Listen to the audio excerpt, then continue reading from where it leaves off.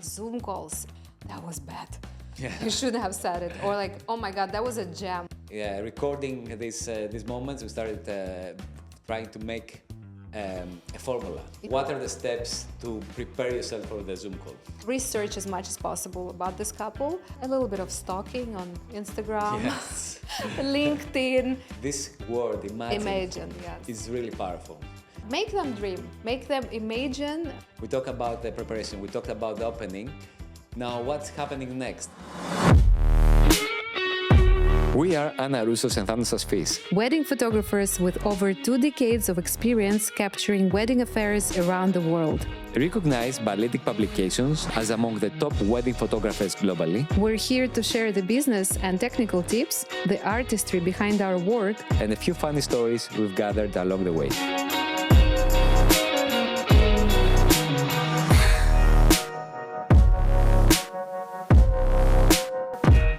Welcome back to another episode of Unveiled. We're very excited to have you here, and today we're going to talk about Zoom calls and this moment in every wedding photographer's career when you realize that the actual booking is not happening in your portfolio, but it happens during a real conversation. So we're going to talk about psychology and structure of the Zoom calls today. So, if you're watching, please don't forget to subscribe, don't forget to like and to leave a comment. We always want to know your opinion, and maybe you have a good idea of what to discuss about in the next episode. So, Thanos, I'm going to ask you the question. What does it mean that the booking happens in the conversation? Well, if you think about the journey of your client, you realize that the first thing that happens is probably they see you on Instagram or another social media platform, or the Google the service, and they found you. And at some point they reach to your site, and this is the time that they're getting interested in you. They think, oh, I like this. I love what this photographer does. I love his style. I love the type of weddings that he does and everything else. And then, the next step would be, I want to meet this person. Because I'm going to share with this person a very intimate and personal moment of my life that I'm going to share it only with my family, my best friends, a close group of people. And they want to know that they can trust you. They want to understand that they can trust you with this memory that is one of the most unique and important memories of their lives. So, although the interest is starting when they find your portfolio, the closing of the booking, it happens when they finally meet you. Most of the time. I think that, however, I have to say that we have a lot of cases of bookings without request for Zoom call. And I am very proud that actually we managed to position ourselves and our brand and create that sort of trust with just our identity on our site and social media, that people feel like they want to sign a contract with us and pay a substantial amount of money for our services without speaking to us first. So I find it's very flattering. However, I think that if myself I would be a bride, it's very important to connect with the photographer, because it's someone who's going to be by your side throughout the whole day. And I will never forget one bride that told me after her wedding, she said, like, Anna, I was thinking the last person, who was the last person I saw before walking down the aisle? It was you. And I thought, this is so true, because we are by the side of bride and groom throughout the whole day. They want it or not, we're a very big part of their memories. And it's true that emotional connection is very important, and especially if they're unsure and when they like several photographers and they request Zoom calls, this is where you have to put all your skills at work.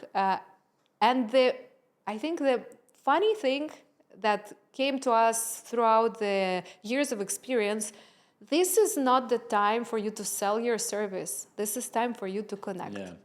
And one thing that I would like to share is that When me and Anna started working together, we had our own clientele, and many times we were doing Zoom calls with. Wait, we had two separate businesses. Let's start from Yes. that. So yes, each of us has had like his own team and his own clients, but we were already living together and sometimes working from the same space. Exactly. So at this point, we were doing Zoom calls from the same space with our own clients, and I was listening to Anna when she was talking to her clients, to potential clients, and she was listening to me. And this was the time that we started exchanging a lot of feedback about how the call went and where there was a miss or where there was a hit. Yes, yes. Actually, this was the time when we really started to analyze the psychology of that lies behind the Zoom call and what kind of phrases, words they shift the energy. And you can really just by listening to the conversation, you can say, okay, that was bad. Yeah. You shouldn't have said it. Or like, oh my God, that was a gem. Like this, I want to write it down because this phrase really helps to connect. Exactly. There were some phrases, there were some moments that would define if the client will proceed or not. And we started recording these moments. We started trying to make a formula. Yes, a formula for successful Zoom call. Actually, that's the way we came up with the idea of writing a guide, an ebook about Zoom calls, just to gather everything in one place, everything that worked. And it's not like, I think it is never should be a rigid script because every couple is different. They want different things. They're interested in different things. So, but it's the one thing that stays the same throughout each, from Zoom call to Zoom call, is just my willingness to connect and understand and listen to them instead of talking nonstop. I think this is the biggest mistake most photographers do, is just talking about yourself and how amazing you are and trying to prove the worth. Let me stop you there. Let's start from the beginning. What are the steps to prepare yourself for the Zoom call? Well, obviously it starts way before the Zoom call. So if we have scheduled Zoom call with a couple that is interested in our services, we always research as much as possible about this couple. A little bit of stalking on Instagram, Yes. LinkedIn, just to have a better background, like interviewing the wedding planner. If she can tell us a bit more about the couple, she can tell us if she knows already the venue they're interested in or they booked, just to understand their style, because everyone is different. Someone is more romantic, someone more playful. So the more information I know about the people I will be talking with, the more it will help me to connect with them. Also the location, right? I mean, if you know where the wedding happens, it's important to do a small research of the location to understand if there are any difficulties, something that you should mention during the You Zoom can call. also show like this your expertise actually. Exactly. Another thing would be also preparing the light. The way you look. The way you Actually, look. the light, another great point, because we are visual people, we're working with light, we're working with images, so it's important that, I mean, they can do a Zoom call from an iPhone, but you cannot. Your picture should be perfect, well lit, not noisy. The quality of sound, all this contributes a lot to the impression that you make, and of course the way you dressed. I mean, I like to dress nicely for the calls out of respect, and also it represents who I am and my brand. I don't mind if the couple wearing again PJs. I find it super cute, especially with the time difference. Very often it is the case, but I want them to have the experience, to experience what it is to work with me from the very first Zoom call. So yeah, I think outfits are also very important. It's a big stress also for the couples. They always think whether the photographer will come dressed nicely at their wedding. You know, many times we photograph formal events. Everybody is really well groomed, nice clothes, and if you show up with I don't know, sports clothes, nobody will like it. So just by seeing you that even for the Zoom call, that you dressed properly and put some effort into it. Yes. Yes. No, it's definitely it's a plus. And I think another very important thing before the call is actually your mindset and the energy with which you step in this call. And I know, I mean, many years back when I started, it felt stressful to do Zoom calls. Not anymore, but it takes time. And I think one really helpful thought is that they already like you. They already like you. They chose you to have a call. They're considering you to be their photographer. So, I mean, there's nothing really to stress about. Yeah, be positive. Don't be Yes, you have defensive. to be positive, and you have to.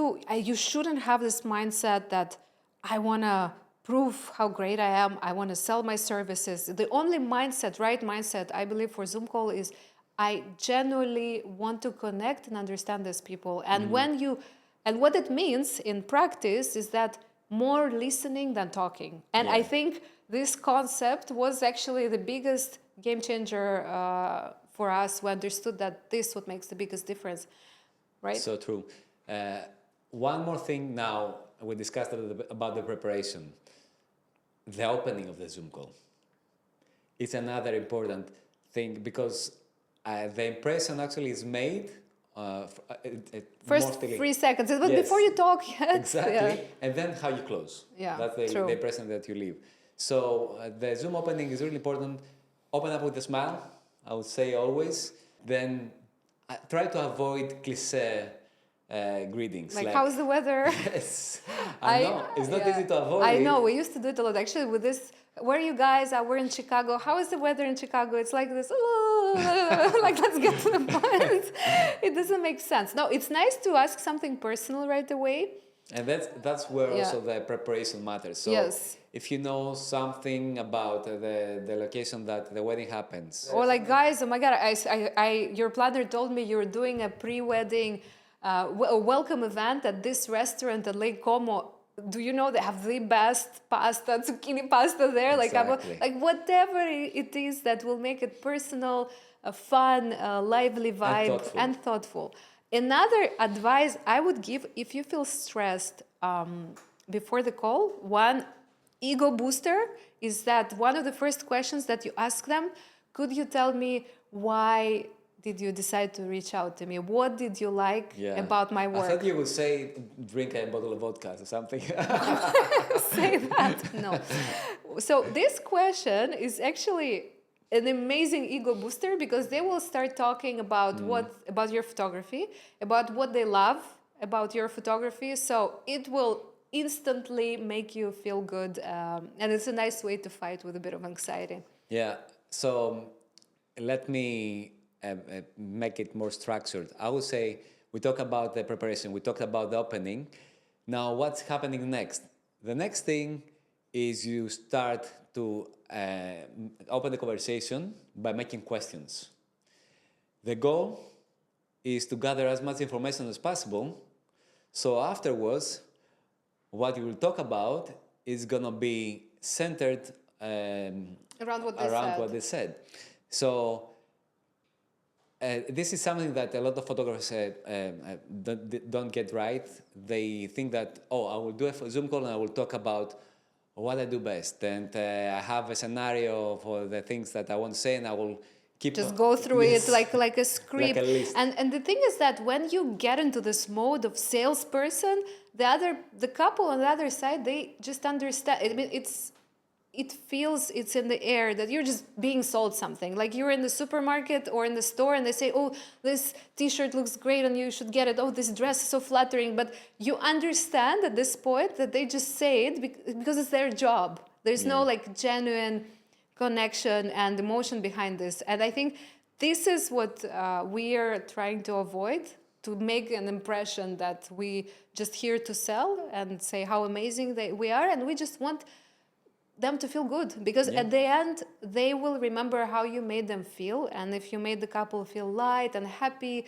in your presence, it will leave a big imprint and it will definitely help you to book this wedding. So when you make a question as asking the couple, what did you like most about my work, then it will be much easier to talk about your work afterwards because they will tell you exactly what they like, and then all you have to do is just agree with them. Yes. Which is perfect. And you can agree without sound like you're selling. You can say, "Oh, I love what you said about this. I actually try to do this because this and this and that." So that way, you can talk about your work without making them feel that you have a scenario that you use for every couple. It feels more like a conversation, Yes. like talking with a friend, and you explain something that they Yeah. asked. I love to ask couples a question: what is the most important thing for them when they think about wedding photography? And I tell them that each of you might have a different answer. And they usually do have a different answer. And for instance, bride says, okay, I want to look good in the photos. It's very important for me. And I want to have beautiful portraits with my future husband. And he might say, okay, I want also to have beautiful portraits, but I want to capture those little moments. They always say a little bit of different things. And then it's a nice way to summarize it, as you said, to mirror it back to them. And I always like to say that photography is like a puzzle. So there are a lot of genres mixed in, like editorial photography, portraiture photography, documentary photography. So I like how different the answer to this question, because this is actually the core of what we do. Wedding photography is not just photo shoot, and this is wrong to think about it like this. Wedding photography, like, you should have beautiful portraits, of course, but it's about union of two families, it's about experiences, guests, they play huge role. So it's just mirroring back to them without pretending, because I do believe all those things, but just like confirming that it's important for me too. And that's the way I approach my business as well. Yeah. This not business, I approach photography, wedding photography. One more thing I think that we should mention is that questions are the best way to start conversation, and there are many questions. So I think we can also mention some more during this episode. But when you listen, you have to actively listen. There is someone that can listen and just staying still. People will start knocking on the screen, see if everything is working. But when the couple is talking to you, it's good if you nod. It's good if you if there's something really interesting, maybe lean a bit forward. Yeah, body language is very important. And another thing, well, we both love psychology podcasts with Anas, and I mean, Zoom calls are all about psychology. Our job is a lot about psychology. So one advice that I've heard from one psychologist, she said, when you do a Zoom call, like a video call, it's very important that they see your hands. Because when your hands are like under a table, which is very common scenario actually during the Zoom calls, when we don't see the hands of the other person subconsciously, we feel not safe. It's like, what it's is in this our, person's like, hiding? what is he hiding? Like, maybe he's holding a knife. Of course you're not, but it's just our subconscious talking. So the moment that you start gesticulating more, they see your hands, you put other people at ease. So this is another, like this and some more things we mentioned also in... It sounds easy, but yes. when you say hi, you can use your hand. Yes, yes. And I think, I mean, it's a bit difficult at first when you introduce those things because you have to be conscious and you feel like, I'm not being genuine because I'm trying to act, but it's not like that, because when you understand how it really helps in real time build connection and make others feel at ease and feel good in your presence, you start embrace this. I don't want to say tricks, more methods, which also work in real life as well.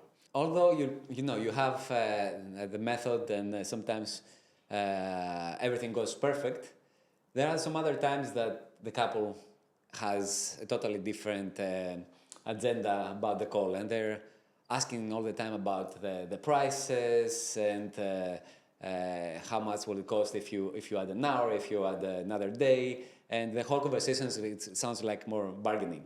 Yeah, I know. Especially when they're in the rush and they actually, when it happens, when they know that they want to book you, the only milestone, the only problem, obstacle there is your price. So they actually just want to negotiate right away. Yeah, I don't like it. Yeah. But sometimes when you understand that they're in a rush and you might not have time to connect, but you have to understand that it doesn't come from bad intentions also. I think You know you should what? get offended by this. No, you should definitely not get offended, and you should give all the information that they need. But when you see that it's not about them being rushed, but they don't know how this call should go, and they start asking these questions to you, give an answer that's clear, and then try to change the whole mood by asking a question that is more personal. Like, how did you guys meet? Yeah, just to Yes, switch can I a know little a bit bit the more flow. about you, about your relationship? And you see many times how the whole conversation switches and becomes more sweet, more emotional, and Yeah.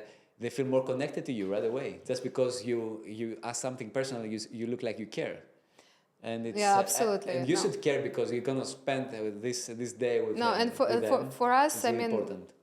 the approach that we're having, taking very limited number of bookings per year, so we can really build this connection and provide the service, the high-end service to our couples. This is very necessary, just to be able to connect like that.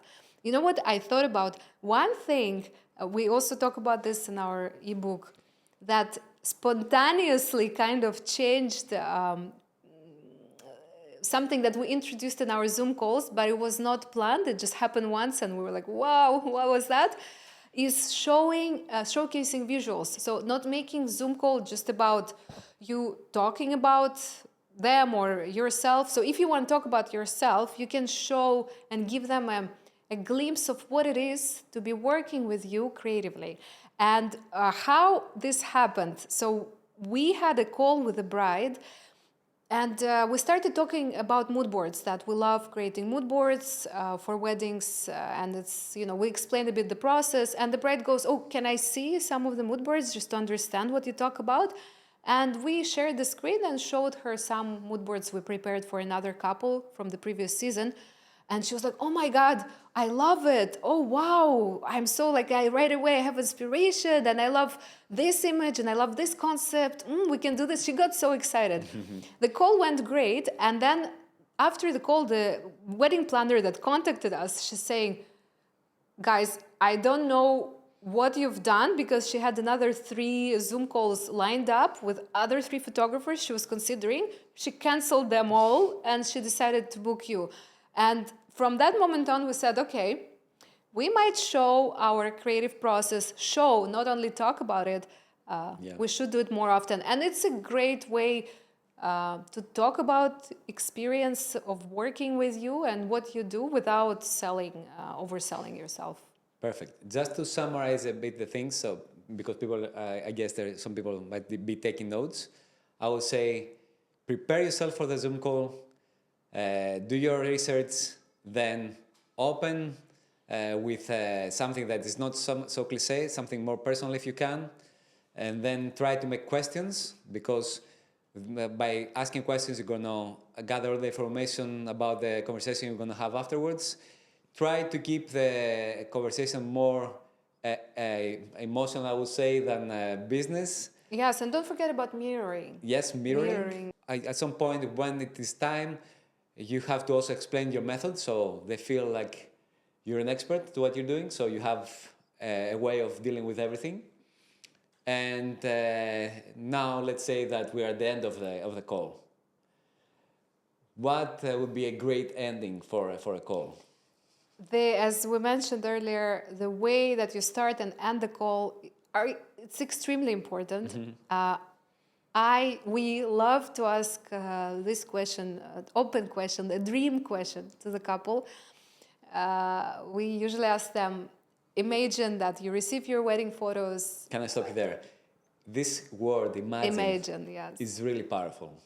Because you see right away, the gaze is kind of lost in their thoughts, trying to imagine this day.